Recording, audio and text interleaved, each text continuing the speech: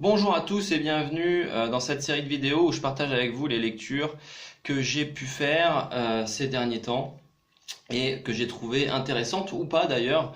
S'il y a des trucs que je trouve vraiment pourris, je vous le dirai aussi, comme ça pourra soit vous donner envie de le lire pour me confirmer votre avis, ou bien vous éviter de les lire et de perdre du temps si vraiment c'est sans intérêt. Et là, alors le premier livre que je vais partager avec vous, c'est un livre qui est très intéressant, qui est pas forcément évident à lire. Honnêtement, si vous commencez à lire, que pour vous c'est quelque chose qui vous demande encore un effort, commencez pas par ce livre-là, parce que c'est pas évident à lire. Il y a beaucoup de statistiques, c'est écrit, c'est un essayiste, donc c'est très intéressant, mais en même temps, c'est un petit peu pompeux par moment.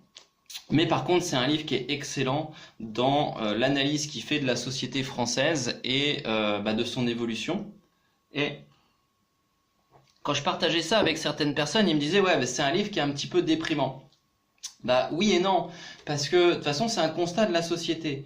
Donc, au moins, vaut mieux comprendre, vaut mieux savoir qu'on ne sait pas. Il n'y a rien de pire que ne pas savoir qu'on ne sait pas. Et aujourd'hui, je pense qu'il y a plein de gens, tout va très vite aujourd'hui, la mondialisation, la digitalisation, etc. Et il y a plein de gens aujourd'hui qui ne se rendent pas compte, qui ne savent pas.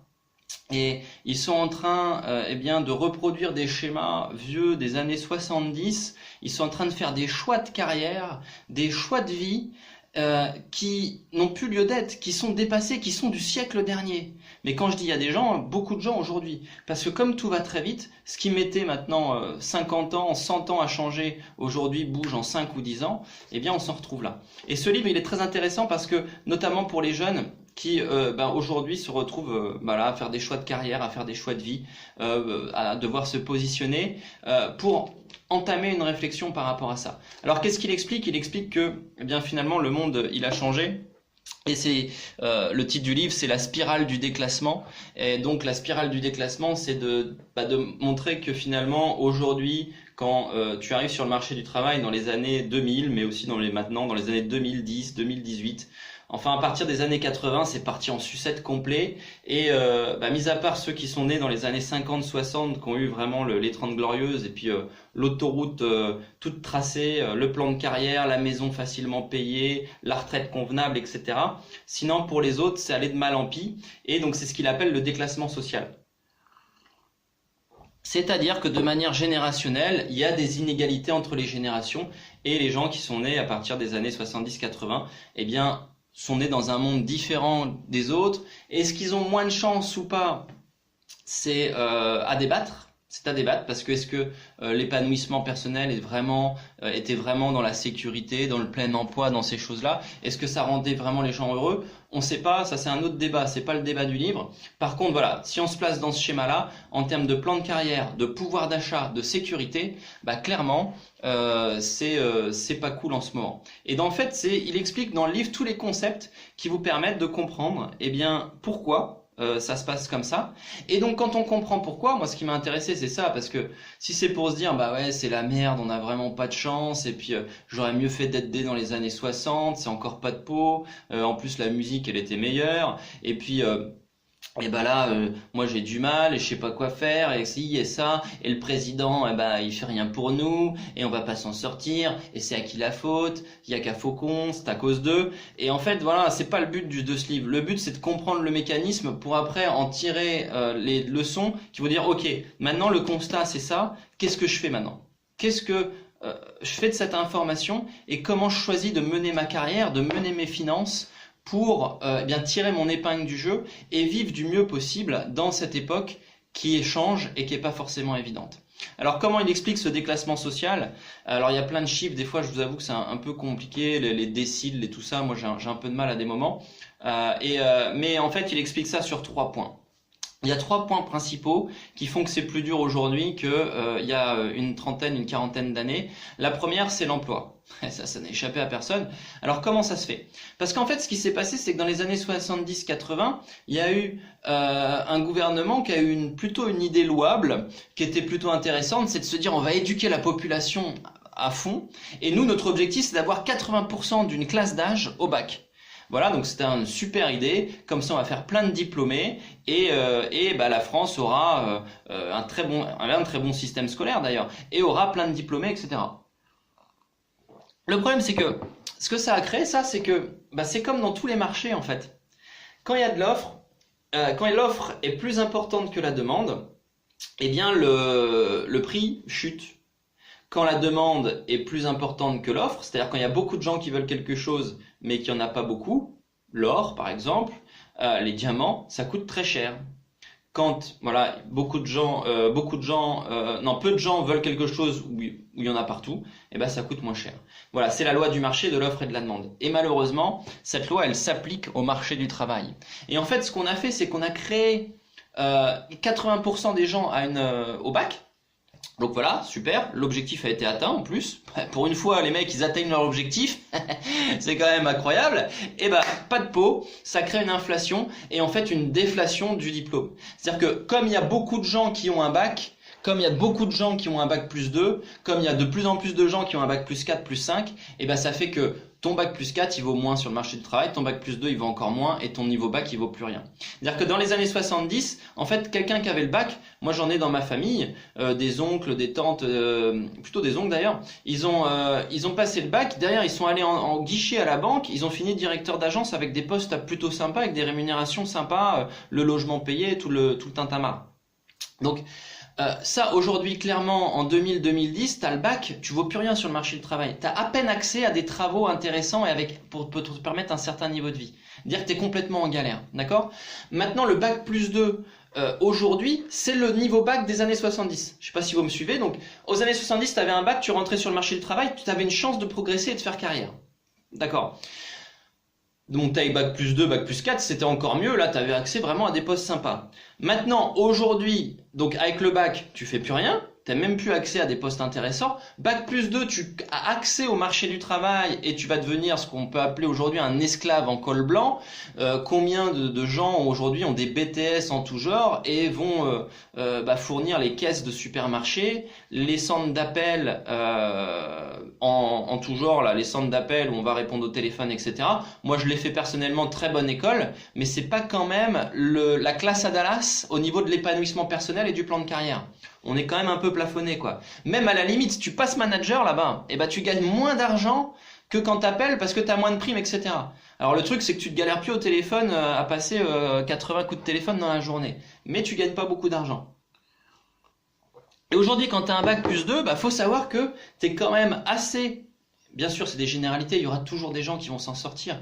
Mais tu es quand même assez plafonné et tu te mets quand même un chemin, tu seras jamais vraiment libre financièrement et tu seras toujours en train de compter toute ta vie.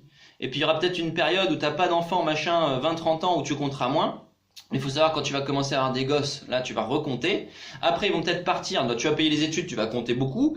Après ils vont peut-être faire leur vie, là tu vas avoir une période un peu plus tranquille. Et après tu vas arriver à la retraite, là on va bien te tronçonner ton revenu, si tu as une retraite, parce que moi j'ai 30 ans, 35 ans, donc la retraite, je sais pas jusqu'à quel âge je vais travailler. À mon avis je vais devoir travailler toute ma vie. Bon, le plan c'est que je fasse ma sécurité financière et que je sois libre financièrement, là, à peu près à 40 ans. Mais si je compte sur l'État et le plan de carrière traditionnel, c'est à peu près foutu, quoi. Faut pas se leurrer, hein. Donc c'est ça le délire.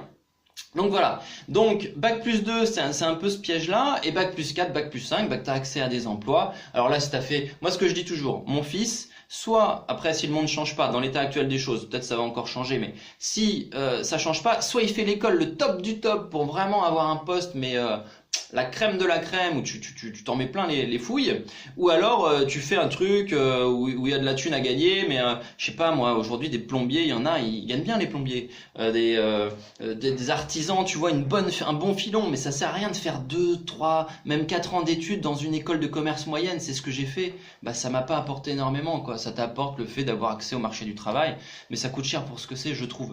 Donc voilà, donc au niveau des études, on a ce problème-là, ce déclassement social. Donc faut savoir qu'aujourd'hui, si ton père il avait le bac et toi t'as bac plus 2, en fait t'es au même niveau d'études. C'est pas que tu vas pas être socialement mieux que lui. C'est une chose.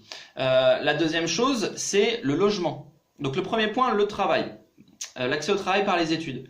Deuxième déclassement, le logement.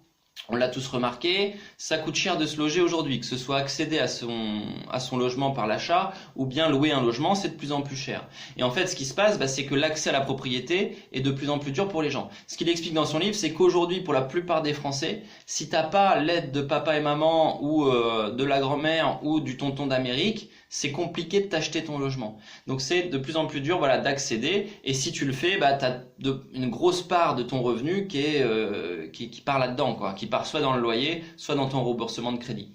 Donc voilà. Donc ce qui se passe, c'est qu'on a de plus en plus de mal à acheter les logements. Donc on va finir notre vie avec beaucoup moins de propriétaires que cette génération-là ou la génération de mes grands-parents. Bon beaucoup de gens avaient leur maison payée. Donc même si la retraite n'était pas fantastique, au moins ils avaient ça, quoi.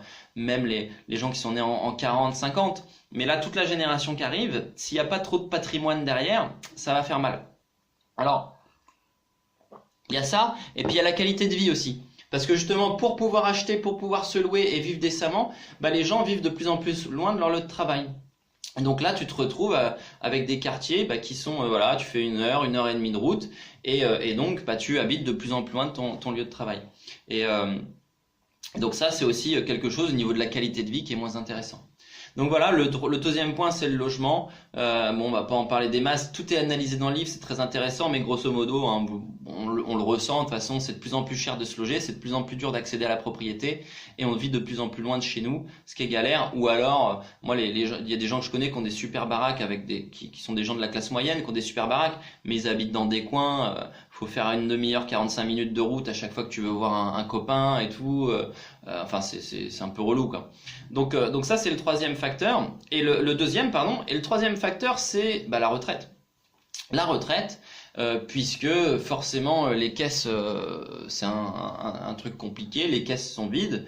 Hein, je crois que si on regarde sur Google, vous tapez caisse de retraite faillite Google, ça fait peur. Il y a une des deux caisses qui est en train de, qui a plus de sous, hein. Donc là, ils sont en train de bidouiller un peu, rafistoler pour essayer qu'une caisse prête de l'argent à l'autre. J'avais lu ça dans un truc. Enfin, grosso modo, faut pas se leurrer, ça va être de plus en plus compliqué et on va travailler de plus en plus longtemps pour moins en moins d'argent à la retraite. On va finir comme aux États-Unis ou en Angleterre, où on voit, alors au McDo en Angleterre, t'as soit des étudiants, soit des vieux.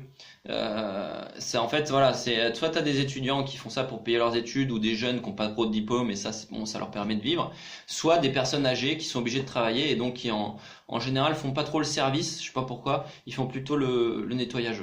Voilà, moi j'ai vécu en Angleterre, c'est un phénomène qu'on voit et donc faut savoir que ça peut nous arriver hein, puisque c'est de plus en plus compliqué au niveau des retraites, on s'aperçoit que les retraites vont être de moins en moins grandes, que les caisses sont vides, qu'on va nous demander de travailler de plus en plus tôt. Donc en fait c'est un peu con parce que pour ça qu'on se retrouve un peu le cul entre deux chaises nous et bientôt le cul sans chaise parce que en fait ce qui se passe c'est que on est la génération où on gagne le moins par rapport à nos diplômes, où le coût pour se loger est le plus important, donc ça nous demande encore plus d'efforts pour acheter un logement ou louer, d'accord? Donc il nous reste moins d'argent pour profiter de la life et économiser. Et on est la génération qui doit faire le plus d'efforts d'économie parce qu'elle va parce qu'elle va devoir en fait subvenir à ses besoins quand on aura fini de travailler à 70, 75, 80 ans et si on vit pas jusqu'ici. Donc en fait les baisers comptez-vous quelque part. C'est un petit peu ça dans le système traditionnel. Voilà. Et donc c'est ce qu'il explique dans ce livre. Je sais pas si je vous donne envie de le lire, mais il explique les inégalités en fait et les fractures sociales entre les générations. Parce que des fois on se regarde, on se jalouse tous en fonction des origines parfois, de plein de choses, de où on habite, des pays, des classes sociales, et les salariés, les cols blancs, les cols bleus, les riches, tout ça. Et là c'est intéressant parce qu'il montre ça dans le temps en fonction des générations. Et donc il nous montre quoi faire. Alors voilà, après qu'est-ce qu'on fait avec toutes ces informations? Déjà on est prévenu et en fait ce qu'il faut savoir c'est que voilà, c'est que aujourd'hui, il le dit dans son livre, c'est une autre phrase qu'il dit dans le livre que j'ai retenue qui résume bien la chose, c'est que aujourd'hui au niveau des études, les études sont de plus en plus nécessaires et de moins en moins suffisantes. Voilà, les études sont de plus en plus nécessaires et de moins en moins suffisantes. C'est-à-dire que il y a des gens aujourd'hui qui disent ça sert à rien de faire des études. Et moi, à un moment, j'étais de ceux-là. J'ai dit putain, j'ai fait bac+4, école de commerce. Bon, rien vous cacher, c'est ma mère qui a raqué à l'époque, hein. Et honnêtement, je la referais pas payer. Enfin, ma mère et mon père d'ailleurs. Honnêtement, je la referais pas payer si c'était à refaire, tu vois. Honnêtement, je ferais un truc gratos là à l'université. Mais par contre, je me disais, ouais, 4 ans d'études pour faire ça, pour finir comme ça, et j'étais j'avais la rancœur, tu vois, j'étais un peu belliqueux, j'étais pas fan des études et tout. Et en fait, je me trompais parce que c'est ce qu'il explique dans le livre. En fait, c'est parce que mes attentes étaient pas en adéquation avec le monde d'aujourd'hui, quoi. Mais ça, c'était aussi de ma faute, mais aussi parce qu'on me dit, ouais, tu vas faire une école de commerce, tu vas avoir, bon, ça c'est un peu marketing, hein, pour te faire passer la douloureuse, quoi. Mais ouais, tu vas voir, après tu peux espérer gagner tant d'argent, tu vas sortir de l'école, tu vas être à 25 000 direct, mon gars, et puis après c'est, tu vas voir, ça va être la folie. Et bon, ça s'est pas passé comme ça. Certaines personnes s'est passé comme ça hein, dans mon école, mais bon, la majorité s'est pas passé comme ça quand même. Faut savoir raison garder. Et donc j'avais des expectations qui étaient pas en adéquation avec le monde réel, quoi. Et aujourd'hui, quand tu fais un bac+4, si t'es pas dans un truc du genre, je sais pas moi, HEC ou des trucs comme ça, bon bah tu vas pas non plus gagner des 1000 et des cents, ça va pas être un truc de fou. Si tu as un bac+2, on en a parlé, encore moins. Donc, mais par contre, si tu le fais pas, tu vas être vraiment en galère. C'est ça le truc en fait. C'est qu'aujourd'hui, c'est juste... À un moment donné, on disait passe ton bac d'abord. Il y a eu un film comme ça ou une chanson, et ça a été une expression qui a été reprise pendant des générations. Moi je me souviens, mes parents disaient toujours passe ton bac d'abord. Tu fais ce que tu veux, mais tu passes ton bac d'abord. Parce que la clé d'entrée, c'était le bac. D'accord? Et si t'avais ton bac, après, tu pouvais à peu près te démerder.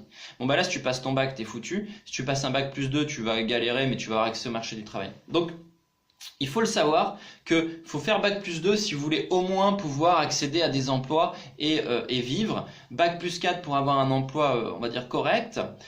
Et après ça, bah, au moins vous avez cette carte-là. Et moi, je vous encourage à faire des études pour avoir ce bagage-là.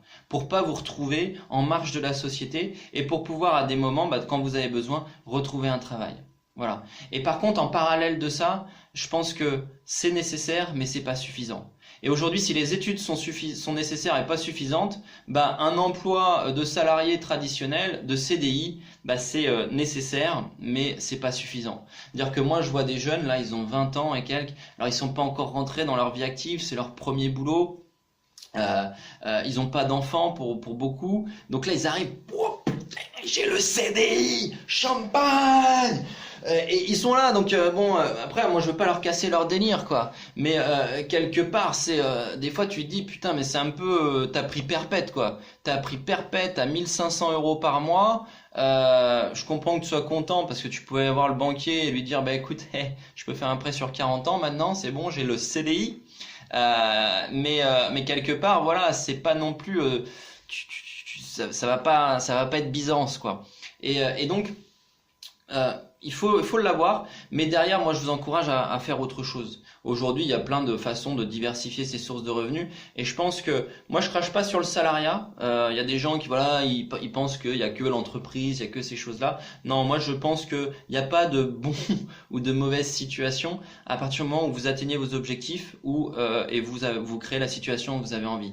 Par contre, ce qu'il faut être conscient aujourd'hui, c'est que il faut quand même de l'argent pour prévoir la retraite, parce qu'à un moment donné, quand tu auras 50, 60, 70 ans, il sera trop tard pour économiser. Et si t'as pas gagné assez d'argent pour pouvoir économiser, eh ben tu vas être en galère. Donc il faut y penser quand t'as 20 ans. Il faut y penser quand t'as 20 ans. Et en même temps, je comprends que bah, quand t'as 1005, honnêtement, économiser, faut arrêter, quoi. Moi, je pense que de toute façon, c'est pas en vivant comme un pauvre qu'on devient riche. C'est clair et net, c'est pas avec 1500 euros, putain, si t'arrives à économiser, c'est vraiment que tu vis avec rien, quoi. Alors après, si ton délire, c'est d'être moine bouddhiste, et d'avoir de vivre en autarcie sur toi-même et de passer ta journée à rien faire, d'accord, mais pour la plupart d'entre nous, on est d'accord qu'on aime bien faire des choses, et puis dès que tu sors de chez toi, ça coûte un billet de vin quand t'as fait attention, si t'as pas de gosse.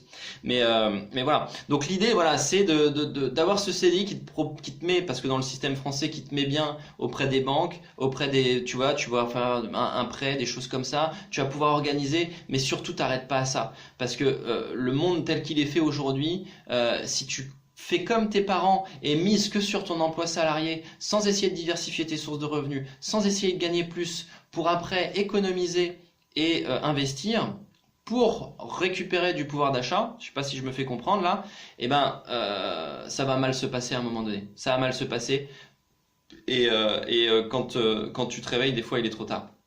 Donc là, le conseil qui est issu de ce livre et d'autres livres, en fait, quand tu mets un peu tous les livres bout à bout, là c'est surtout un livre sur les problèmes, après tu as des livres sur les solutions, mais là en fait ce qu'il faut comprendre, voilà, c'est que fais tes études, c'est nécessaire, mais c'est pas suffisant. Trouve ton emploi, quelque chose qui te convient, ça va être nécessaire, mais ça va pas être suffisant. Et derrière, eh bien, si tu as de la chance d'avoir trouvé un emploi qui te paye très très bien, eh bien, surtout économise, mets de côté, et à un moment donné, quand tu auras assez d'argent, bah investis. Investis dans l'immobilier, investis dans d'autres choses, je sais pas quoi. Moi, je suis assez branché dans l'immobilier parce que beaucoup de gens qui parlent d'investissement, c'est la valeur la plus sûre. Moi, je suis pas quelqu'un qui aime prendre des risques. Je vais pas acheter des bitcoins, des machins, ça monte, ça descend, j'y comprends rien. Mais je dis pas que c'est pas bien, je dis juste que c'est pas mon délire. Maintenant, l'immobilier, je comprends, ça fonctionne. Je vois que ça fait ça, mais ça monte toujours. Donc, c'est plutôt intéressant. Donc, l'idée, c'est voilà, de se faire un capital, mais de gagner, pour après avoir suffisamment d'argent pour investir. Et ces investissements vont après vous rapporter de l'argent. Et en plus, vous pourrez le léguer après à vos enfants, etc. Donc, ça, c'est le plan qui est prôné par tous les spécialistes, les investisseurs pour acquérir une liberté financière et sortir de ce piège-là. Et au 21e siècle, pour avoir une qualité de vie. Parce que la plupart des gens qui misent que sur leur emploi, ça va être très compliqué. Et donc, voilà. Donc là, par contre, comment on fait ça aujourd'hui? Parce que vous avez compris qu'on est un peu dans un piège. On a un piège entre le fait qu'on gagne moins d'argent qu'avant et qu'en même temps, on dépense plus d'argent pour se loger, pour toutes ces choses-là. Donc, on a, pour la plupart d'entre nous, faut pas se leurrer, très très peu d'argent à économiser. Alors moi, je suis pas dans le délire non plus. Les mecs qui disent ouais, mais si tu bois pas un café par jour, t'économises 2 euros au Starbucks, non, Starbucks c'est plus. Enfin 3,50 €, si tu multiplies ça par 350, t'es à 1000 balles à la fin de l'année. Si tu prends pas ton repas le vendredi soir avec ta famille, là où tu commandes, où tu vas au resto, tu commandes l'indien et tout, tu vas économiser 45-50 balles par semaine à la fin de l'année. Ouais, mais à un moment donné aussi, t'es là pour vivre, quoi. Si c'est pour vivre comme un charclos, là, et puis finir à peu près riche, et encore, je suis pas sûr que ce soit un truc qui fonctionne, c'est pas le délire non plus. Donc moi, ce que je prône, c'est regarder des opportunités de diversifier ses revenus. Voilà, le dropshipping, le marketing de réseau. Moi, c'est ce que j'ai choisi personnellement. C'est pour moi le meilleur véhicule parce que il permet de diversifier ses sources de revenus sans risque. Il permet d'être en contact avec des gens qui ont réussi, qui sont positifs, etc. Et il permet, c'est vraiment, pour moi, c'est une école de développement personnel énorme aussi de la façon dont est fait ce métier. Donc moi c'est le véhicule que j'ai choisi, mais il y en a d'autres. Voilà, mais en gros c'est de se dire voilà, j'ai ma sécurité, j'ai mon emploi quelque part, pseudo sécurité, mais derrière je m'intéresse à autre chose. Derrière je sors de ma zone de confort. Je fais quelque chose que j'ai pas fait et que beaucoup de gens vont pas faire.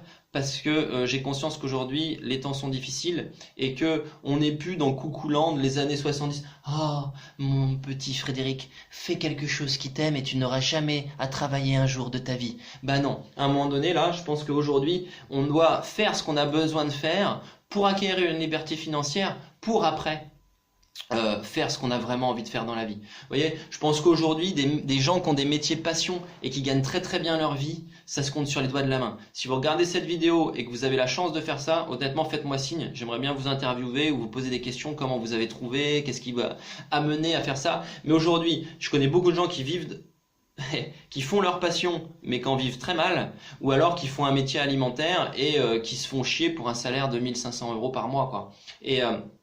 Et donc pour moi, j'admire ces gens-là parce que j'en fais partie, qui vont faire des efforts, faire des choses qu'ils aiment pas forcément parce que faut subvenir à ses besoins, faut subvenir aux besoins de sa famille, il faut prendre ses responsabilités, mais en même temps qui vont sortir de la zone de confort et faire des choses qui sont pas communes et travailler plus pour vraiment créer cette liberté financière. Et ça, c'est quelque chose d'important. C'est ce que je vous encourage à faire. Voilà. C'était la spirale du déclassement social. Et ça, c'était la première partie. La deuxième partie, c'était moi, mon ressenti comment s'en sortir. Je vous souhaite une très bonne journée et je vous dis à bientôt pour d'autres lectures. Au revoir.